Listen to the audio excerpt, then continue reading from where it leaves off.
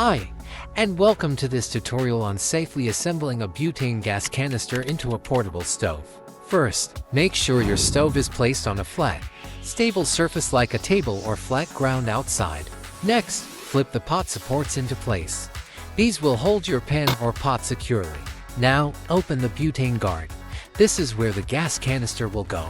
Take the cap off the butane can and line up the notch with the hook inside the stove. Insert the can into the compartment.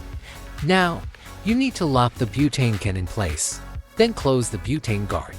This ensures the gas is properly connected and ready to use. To start the flame, turn the gas knob all the way until you hear a click and see the flame ignite.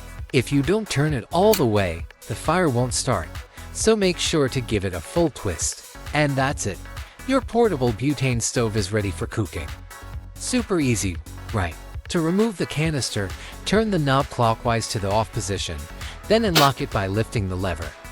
It's safe to leave the canister in place for storage. Don't forget to hit the like button, subscribe, and ring the bell so you never miss a video. Thanks for watching, and I'll see you next time.